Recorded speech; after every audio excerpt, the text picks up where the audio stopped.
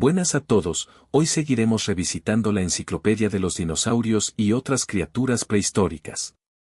Esta vez traemos el capítulo 4, dedicado a los tireoforos y los marginocefalios, y el capítulo 5, dedicado a los ornitópodos. Tenemos un paleoambiente del Cretácico de Norteamérica, donde vemos a unos torosaurus, bien por haber incluido un dinosaurio menos conocido, y a unos anquilosaurus, lo que no ubica en Hell Creek o un sitio similar. No obstante, tenemos un Albertosaurus acechando a los herbívoros y a un grupo de estegoceras, ambos anacrónicos y que podían reemplacarse por Tyrannosaurus rex y Pachycephalosaurus. Comenzamos con los estegosaurios, se nos introducen de una forma bastante buena, junto a ellos se nos introduce el Celidosaurus, que no es un estegosaurio pero sirve para ilustrar cómo se habrían visto los tireoforos basales. En su mayoría, los estegosaurios están bastante bien. Tenemos ilustraciones con colores bastante creativos como el Huayangosaurus, el Togiangosaurus y el Exovisaurus. Algo extraño es que al Kentrosaurus le pusieron bastante atrás las espinas, cuando en realidad las habría tenido más adelante, cerca de las patas delanteras. Por otro lado, ahora se han encontrado posibles restos del Dacenturus en el Cretácico temprano. Tenemos otras curiosidades, como la inclusión del dudoso Ginzanosaurus. Este no tiene una descripción formal accesible, por lo que rara vez se lo menciona fuera de la literatura china y se considera dudoso. El Buerosaurus es otro caso interesante, fue uno de los últimos estegosaurios y uno de los pocos que vivieron en el Cretácico. En ese entonces se reconstruía con placas bajas, aunque reconstrucciones recientes le han puesto placas más normales. El Stegosaurus recibe una página doble, con una ilustración bastante buena.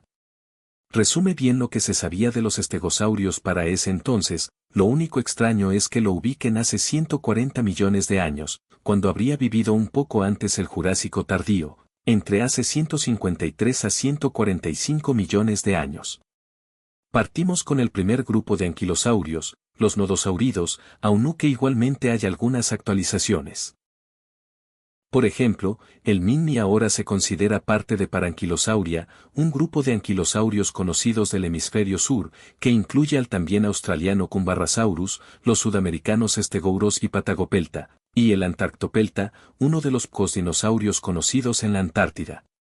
Se nos dan reconstrucciones bastante buenas de estos dinosaurios, incluyendo el Minmi, el Edmontonia y el Gastonia. De los anquilosaurios, destaco el Euoplocephalus, es bastante agradable a la vista. También se hace referencia de forma indirecta al Antarctopelta, al mencionar que los anquilosaurios llegaron a la Antártida. Hay algunos anacronismos, como con el Talarurus, que es fechado en los 85 millones de años, cuando en realidad vivió un poco antes, entre hace 93 y 89 millones de años. Aún así, todas estas reconstrucciones hacen bien en darle una forma acorde a la época a estos dinosaurios, enfatizando que eran más anchos que altos. El Ankylosaurus recibe una página doble, que está bien en general, aunque tengo mis reservas. Por ejemplo, se le dan osteodermos bastante separados entre sí que parecen espinas y en su comparación de tamaño parece tener la altura de un elefante. Los Ankylosaurus no eran tan altos como se cree a veces. Luego tenemos a los ceratopsidos, aunque el término correcto sería ceratopsianos ya que los tres primeros no forman parte de la familia Ceratopsidae. El Psittacosaurus puede ser uno de los que peor ha envejecido, no porque estuviera mal para la época, sino porque ahora tenemos una imagen más completa, sabemos su coloración, así como que tenía plumas similares a espinas en la cola y que posiblemente tuvo algún tipo de comportamiento social. El Leptoceratops recibe una coloración bastante creativa, aunque por algún motivo se menciona que vivió en Australia, donde no se conocen restos fiables de ceratopsianos. Lo más cercano en ese entonces era el Serindipaceratops, pero actualmente se considera más probable que represente a otro tipo de ornitisquio. El Protoceratops y el Chasmosaurus están bien igualmente, es un detalle genial que hayan mencionado los huevos conocidos de Protoceratops. Los ceratopsidos de la siguiente página representan de una forma bastante completa lo que sabíamos sobre ellos en los años 2000s. Hay menciones interesantes como los restos de Centrosaurus que sugieren algún comportamiento migratorio y social, la hipótesis ya obsoleta de que el Pachyrhinosaurus tenía un cuerno de queratina, entre otros.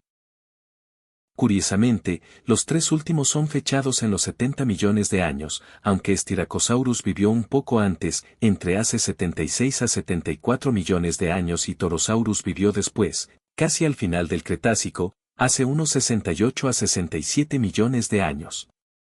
Aún así, esta fecha es correcta para Pachyrhinosaurus. El Triceratops, que recibe su página doble, también es fechado en los 70 millones de años, aunque vivió prácticamente al final del Cretácico, con la especie Triceratops horridus viviendo un poco antes que Triceratops prorsus.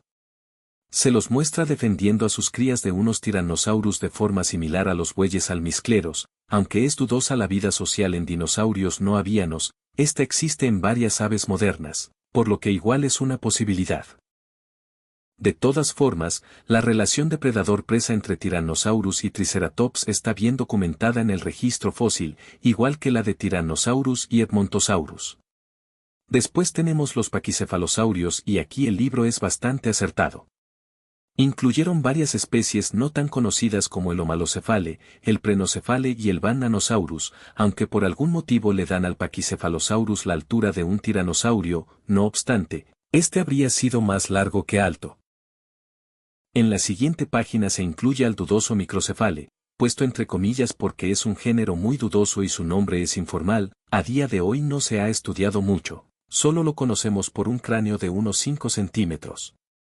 Es un buen acierto la inclusión de Stygimoloch, pero no de Dracorex, es curioso porque el primero ha sido rescatado en estudios recientes, aunque no sin dudas, y Dracorex fue aceptado como casi seguro un Pachycephalosaurus joven.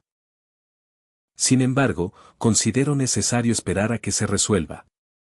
En la doble página siguiente tenemos un seguimiento más completo al Stegoceras. Cabe rescatar que se menciona que pudieron usar sus cabezas para golpear otras partes del cuerpo de sus adversarios, más que para chocar cabezas.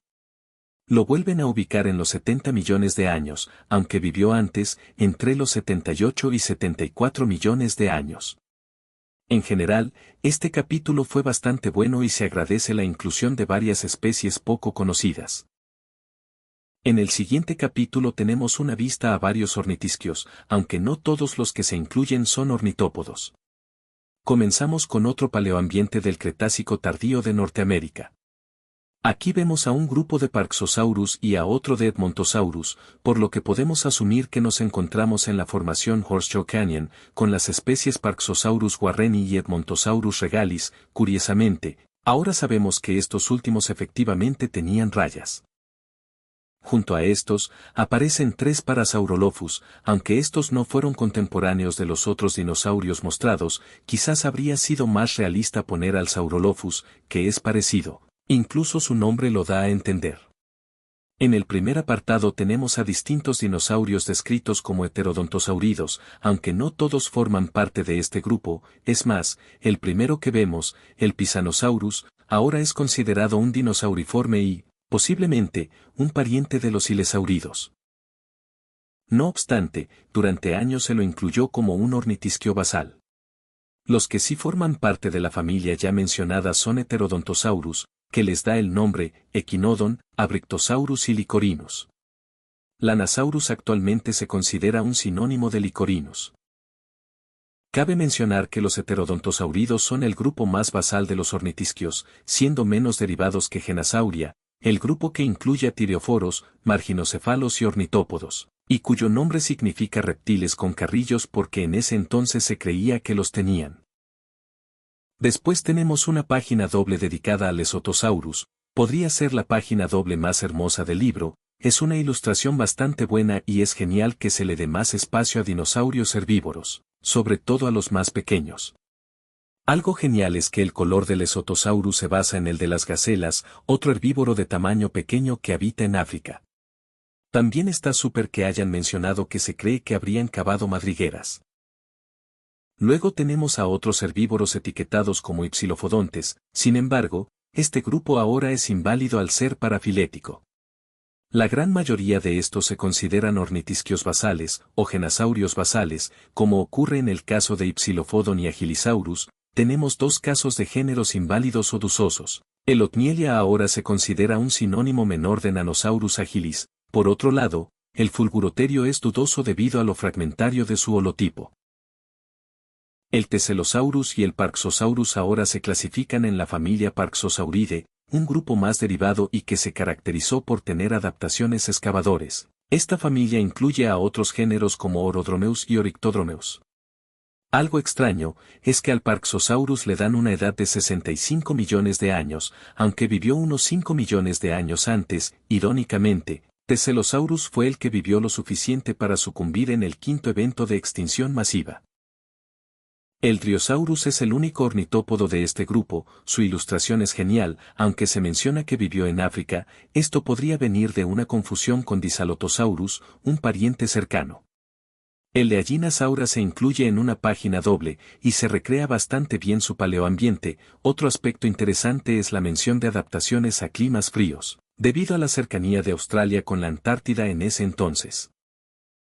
Ahora bien, cabe aclarar algo, debido a que las plumas son un rasgo ancestral de Avemetatarsalia y solo se perdieron en algunos grupos, como los tirioforos y los saurópodos, mientras que en otros se mantuvieron, como los pterosaurios y la gran mayoría de dinosaurios, incluyendo las aves. Por esto, y por descubrimientos como Tianjulong y Culindadromeus, es casi seguro que los pequeños herbívoros vistos hasta ahora tenían plumas. Luego pasamos a los verdaderos ornitópodos, que en esta sección son etiquetados como iguanodontes, aunque muchos de estos no forman parte de este grupo. El Ouranosaurus ahora se clasifica como un hadrosauriforme, siendo cercano a los iguanodontidos, mientras que el Mutaburrasaurus se ha clasificado tentativamente en Rhabdodontomorpha, y hablando de ellos, tenemos al Rhabdodon, que tiene su propia familia. Un estudio de este año reasignó restos de rhabdodontidos a un nuevo género de ceratopsios, Ferenceratops, por lo que es probable que algunos miembros de este grupo representen una dispersión de ceratopsianos en Europa que fueron convergentes con los ornitópodos. El Camptosaurus, también incluido, forma parte de Ankylopolexia, como un miembro basal del grupo, siendo menos derivado que Ouranosaurus, así como también menos derivados que los iguanodontes y hadrosaurios. En la siguiente página volvemos a encontrarnos con el ya visto Tenontosaurus, y se vuelven a mencionar las dos hipótesis planteadas a partir de sus restos encontrados con varios deinónicos, que representa una caza en grupo o un frenesí alimenticio. Actualmente se considera más probable lo segundo. Los dos últimos que tenemos tampoco son iguanodontes, quizás uno, pero no se considera válido. El género Vectisaurus ha sido sinonimizado ahora con Mantelisaurus y posiblemente representa a los juveniles, mientras que el género Probactrosaurus se considera un hadrosauroideo. Tenemos una página doble dedicada al iguanodonte, la cual está bastante bien. Considero genial también que lo incluyeran por ser uno de los primeros dinosaurios descritos, el segundo para ser exactos. Se le da una distribución por todo el hemisferio norte, probablemente interpretando como válidas algunas especies que se le habían asignado cuando se lo utilizó como taxón de papelera. Ahora sabemos que los iguanodontes solo vivieron en Europa durante el Cretácico temprano. Finalmente pasamos a los hadrosaurios y en este momento el libro nos da una imagen bastante variada, algo similar a lo que hizo con los estegosaurios en páginas anteriores. Tenemos a miembros algo menos conocidos como el Critosaurus o el mismísimo Hadrosaurus. Quizás sea mi percepción, pero siento que el Saurolophus y el Ambiosaurus parecen bípedos obligados. No obstante, los hadrosaurios eran principalmente cuadrúpedos y ocasionalmente podían ser bípedos. Incluso eran bastante macizos y ahora sabemos que tenían patas similares a pezuñas. Algo extraño es que fechan al Ambiosaurus en los 70 millones de años, aunque esta fecha usualmente la ponen en este libro para dinosaurios de las formaciones Hall Creek y Horseshoe Canyon, pero el Ambiosaurus es anterior a ambas, de hace 75 millones de años. Tenemos un Syntaosaurus bastante de su época, con esa extraña cresta en forma de antena, aunque ahora se lo reconstruye con una cresta más típica. Tenemos una visión bastante completa del Parasaurolophus, el Prosaurolophus y el Edmontosaurus, los tres con patrones de rayas posiblemente basados en la momia de dinosaurios. Incluso se la menciona en la descripción del Edmontosaurus. Luego tenemos a los pocos conocidos Brachylophosaurus y Santungosaurus, siendo este último el hadrosaurio más grande conocido. Tenemos al Anatotitán, que ahora es sinónimo de Edmontosaurus, siendo ahora la especie Edmontosaurus annectens. Este en su tiempo tuvo otros nombres como Anatosaurus, aunque ya no se consideran válidos. Finalizamos con el Corythosaurus, que es mostrado medio bípedo como pasó con el Ambliosaurus, es una representación igual buena para su época, aunque, como otros dinosaurios del libro, tiene un leve anacronismo, en realidad vivió entre hace 76 a 74 millones de años. Tenemos una página doble con Mayasaura, otra ilustración bastante buena, incluso se le notan las pezuñas que tenían estos dinosaurios. Se agradece realmente esto, así como que trabajaron bastante bien el comportamiento de anidación inferido en estos dinosaurios. Así como también el hecho de que formaron colonias de anidación y pudieron ser sociales hasta cierto punto. Cierra bastante bien este capítulo del libro. Bueno, eso fue todo, gracias por ver.